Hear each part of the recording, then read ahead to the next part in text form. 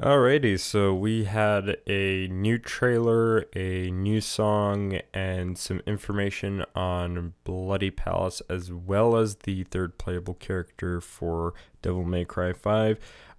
For today's video, obviously, because I barely have time to script any videos, I'm going to be doing this off the cuff. So I will be breaking down the trailer first, and then I'll talk about some of the other stuff like the Bloody Palace, the other character, and also the new song that's going to be in Devil May Cry 5.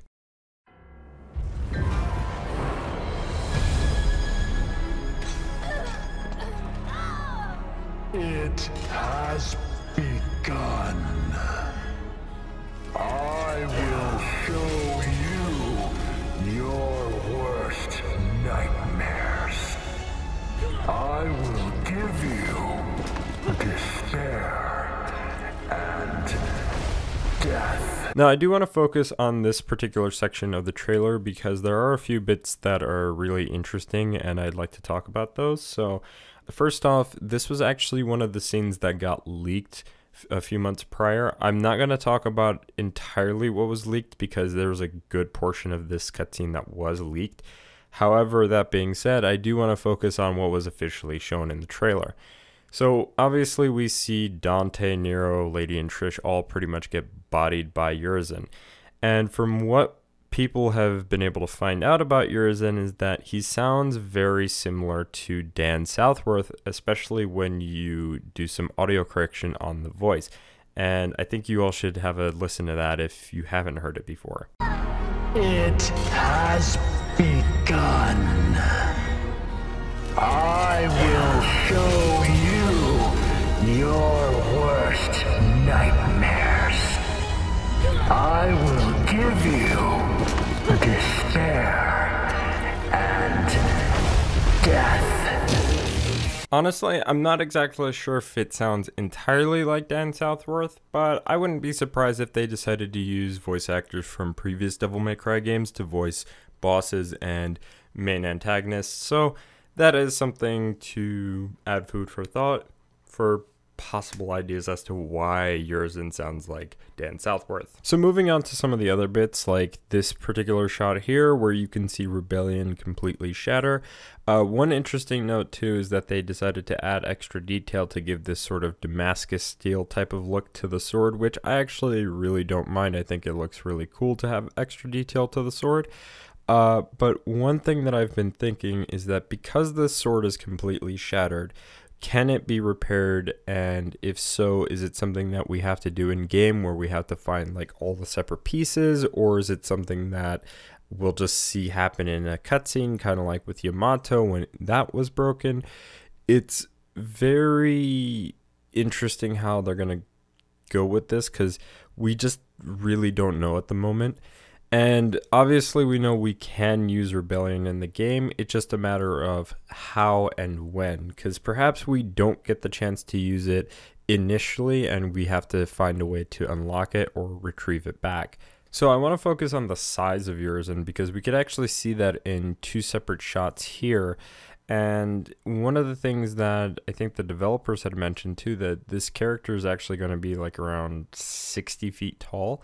So it's, I guess what they want to go with this particular character is try to make them very towering and menacing and very fitting as a like demon lord type of character that is almost the equivalent of Mundus from Devil May Cry 1 in that sense. So it'll be very interesting to see him actually stand up and see how he is once he's off of his throne, because in both shots he's just sitting on his throne, and granted in the trailer itself he does end up standing up, but for the most part he's just sitting in his throne. So it'll be very interesting to see him actually get out of the throne and start moving around and maybe even fighting Dante and some of the other characters. One of the other things too that I forgot to mention is that in the shot where Nero is falling, you could actually see Urizen having all these different roots and stuff connecting from the tree to himself, and that's perhaps how he's getting constant power or a constant flow of power, which is how he's able to just push around all these characters like Nero and Dante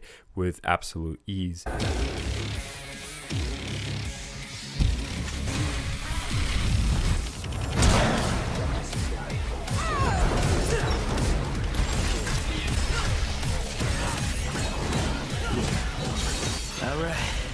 This part looked really cool in the trailer where Nero's just fighting mid-air with an assault using his buster arm. And if I'm not mistaken, from what I've been told, this is actually part of the animation. So he's still going to pull off the buster move. He's just doing all these dodges to make it look even more stylish than what it really is. So I actually do like that. It makes it look a lot more cooler and dynamic. Time to kick some ass. I also like the attention to detail here where you can see that the tree is actually getting worse as time progresses, and it also gives you this Temina Gru type of feel from Devil May Cry 3, which is something that has been consistent since they've announced Devil May Cry 5.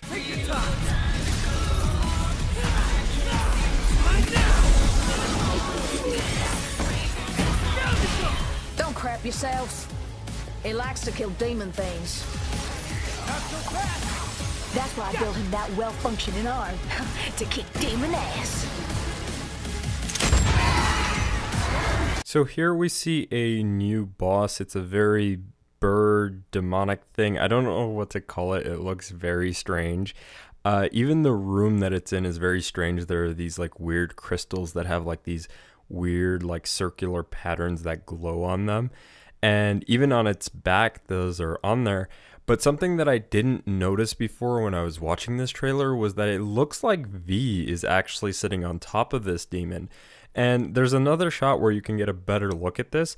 I will show that to you in just a moment because it's on a very, very specific frame. Let's go for a walk, little chickie! Now, given the shot, it is very hard to tell, so it actually might not be V, but it does look like it is. It does look like there's a character with a sleeveless jacket or a sleeveless coat of some kind, and it looks like their hands are sticking out too.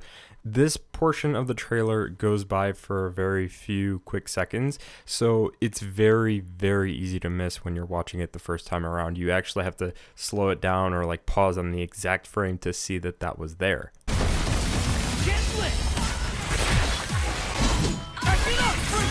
Now, this was a boss that people were speculating might be Lucia, given the fact that it had lips very similar to Lucia, and it also had attacks that seemed very angelic, considering the fact that Lucia also has a DT that seems very angelic. You could possibly put 2 and 2 together, but as far as this shot looks, it might just be a set of armor that Nero happens to be fighting, an Angelo that Nero happens to be fighting, and it is completely empty. Now, that would be kind of disappointing if Lucia wasn't in the game, but at the same time, it would kind of make sense for her not to be in there if that whole thing is completely hollow and just happens to be a bunch of fingers when it opens up any like part, like the head or the chest portion.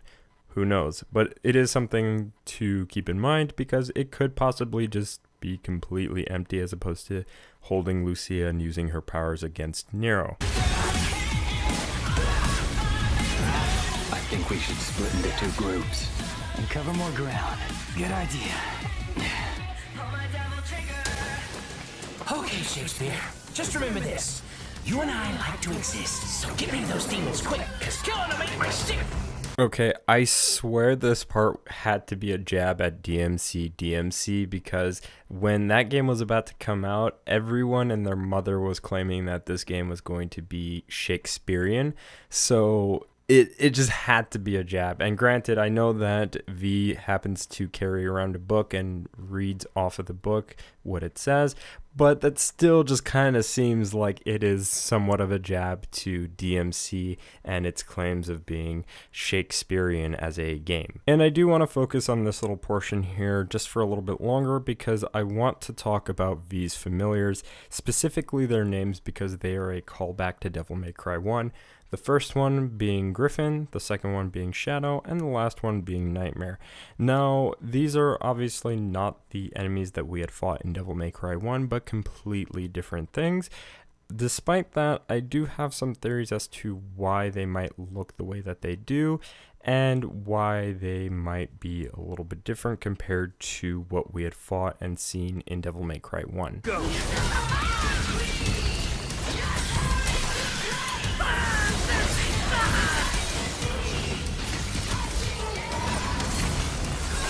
What evil lurks? I must destroy.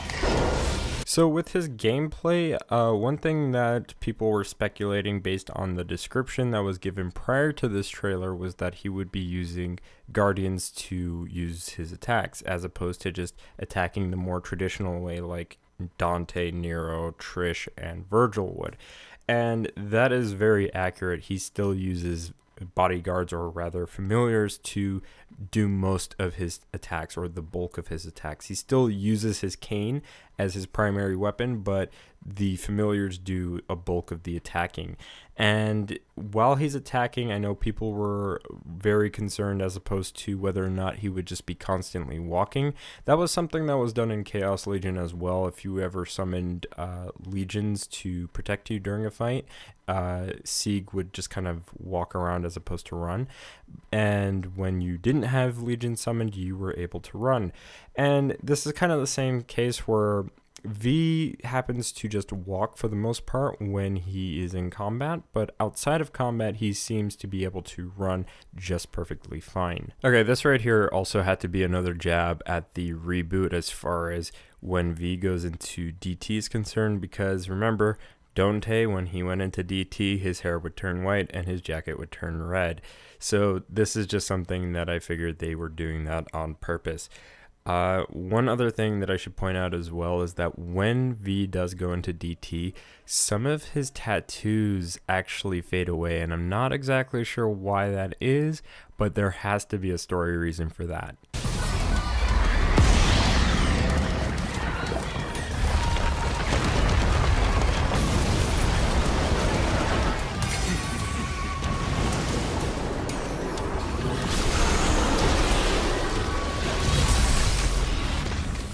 So anyway, this is the new Nightmare. He comes in crashing through buildings and going through other places with V whenever he triggers his Devil Trigger. And he is basically the Kool-Aid Man of the Devil May Cry series now. And if you were just curious as to what he looked like prior to Devil May Cry 5, well, this is what Nightmare used to look like. And I will also throw in the firearm variant that Dante used as well, just to give you some context. And I guess this kind of works technically speaking, because Nightmare is supposed to be just a bioorganic weapon created from inorganic matter, so it could hypothetically have really any shape that the creator of Nightmare would want. In Devil May Cry 1's case, it was Mundus. In Devil May Cry 5's case, it actually could be V that created this version of Nightmare. So I want to focus on this shot in the trailer as well, the graffiti in particular, because some people have been mentioning that V might potentially be Virgil just because he has summon canes instead of summon swords like Virgil does, but I think that they've actually hinted at V's true identity within the actual graffiti here. If you look near the door, it says Velo. There's also some other graffiti here, like there's one that says I want memes, and there's another one down towards that one that says Lady was here. But specifically the one that says Velo, that could potentially be his name. I don't know. It could just be some random graffiti that they've thrown on there, but it is a possibility that that is the hint at what his name could actually be. Now, to go along with this theory of V potentially being Virgil just because of the fact that he has summon canes, you could hypothetically make that argument if you look at the battle theme for V in the specific music video. There's a portion where the singer is saying that they split themselves in two. And while that could be very vague, that could also potentially mean that Virgil has split his own soul into two, and he was able to basically reincarnate into another person with one other part of his soul at least. One soul is still the original, while the other split half is the new reincarnation. And just for context, here's just a small tidbit of the actual song, just so that you can get an idea of what I'm talking about.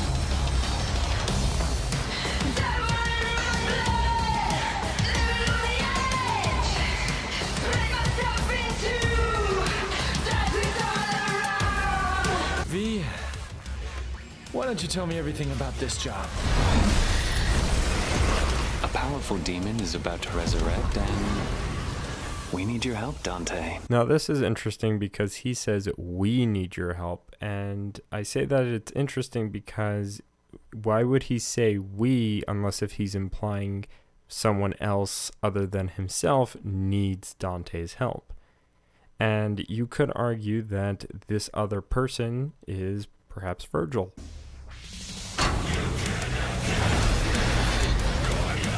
I wonder where all those people talking about the DMC5 microtransactions are at right now, because Dr. Faust, aka Fausthad, is really ripping them a new one. Also, I gotta say, I love how Dante is one-upping his brother with Fausthad by using red orbs as his defensive mechanism as opposed to summon swords.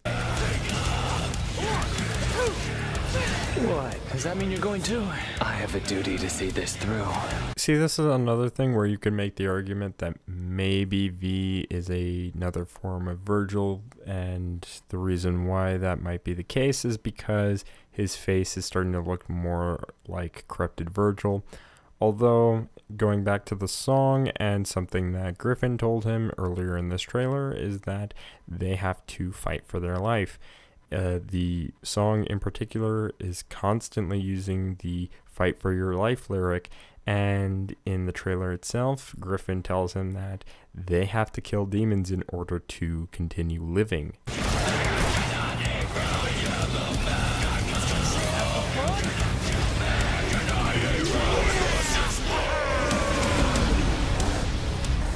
And you need to see this through. Dante's war.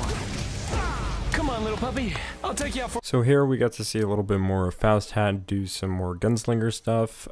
You can have a little Faust of your own going around and shooting red orbs at enemies.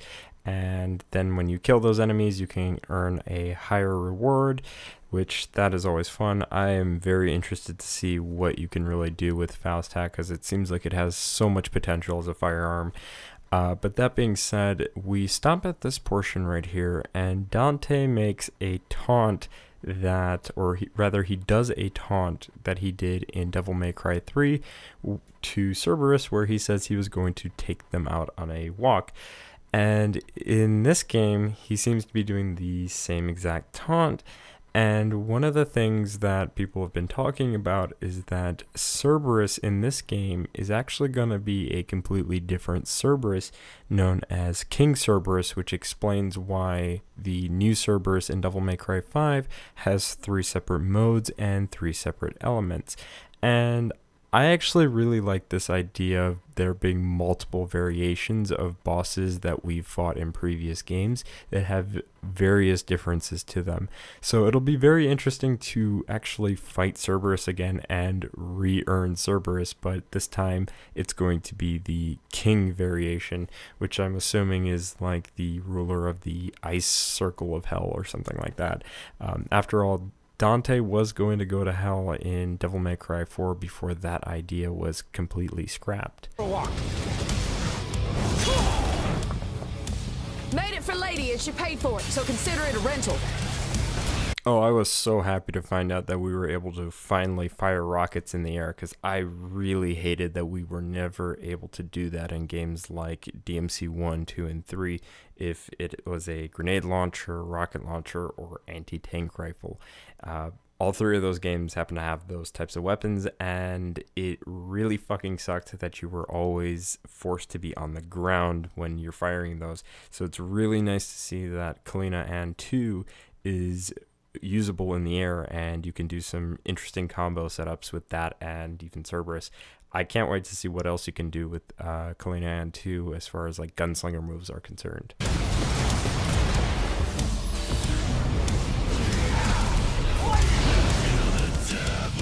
So, as I've stated before, V is probably only going to be able to run in non-combat situations, whereas in combat, when he has his familiars summoned, he will be forced to walk. So it's very similar to Chaos Legion, where only when those familiars are summoned, then and only then will he be forced to walk. That being said, this is also our first look at the cameo system, which is taking some inspiration from Resident Evil 6, where you would cross paths with other characters within the story and be able to fight with them, or at least see what they're doing in certain sections of certain areas in the game.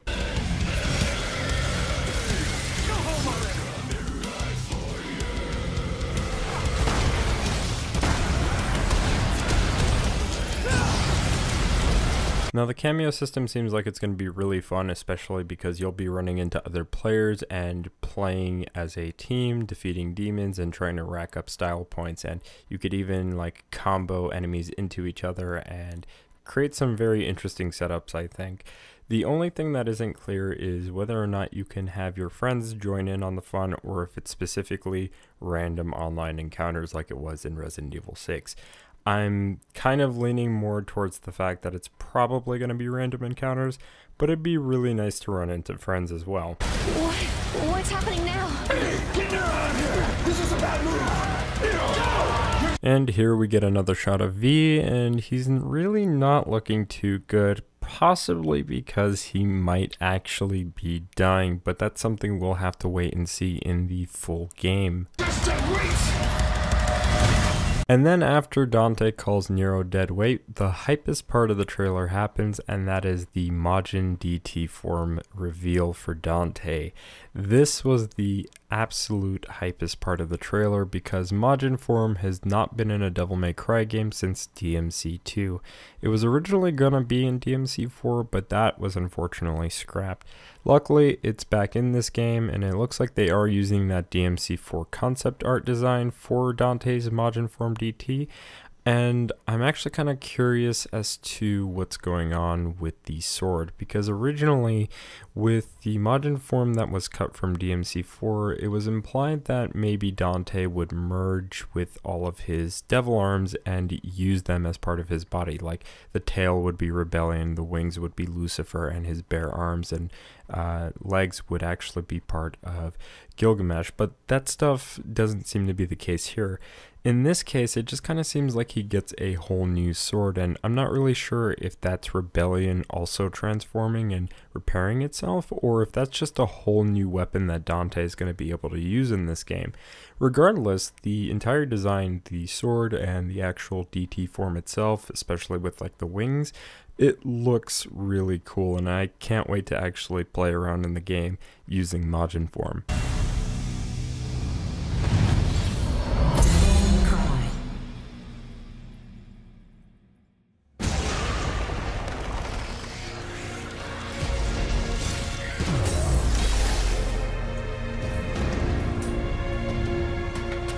And that is the last thing that they show off in the trailer, that Bloody Palace will be returning as a free update in April of 2019. Now, in my opinion, I think the only reason why it's not being included at launch is because of the fact that they are preparing to do an invite system and have online networking for people who want to play cooperatively in Bloody Palace with their friends, as opposed to playing with randomly encountered players that they would find in the main campaign. So in that sense, I can understand why they are delaying it, but on the other hand, I can understand why people would be upset that this is not being included at launch, even if you are just going to be waiting for online co-op for Bloody Palace. At least single player Bloody Palace should have been available at launch, but then again, it's just April. It's not going to be that big of a wait because it's March, April, 1 month, so it's not going to be that much of a wait, I think, unless if they delay it again and it won't come out until like June or something. But hopefully I'm not jinxing anything here in that case. But that being said, it isn't that big of a deal in my opinion, but I can see where people would be upset that Bloody Palace isn't available at launch. Anyway, I think I've talked enough about this trailer. I'd like to know what you all think down in the comment section below. Is there anything that I might have missed or didn't talk about enough? Feel free to let me know down in the comment section below, as I mentioned before. And that being said, feel free to like this video, share it, maybe even subscribe, and I'll see you all in the next video. Bye.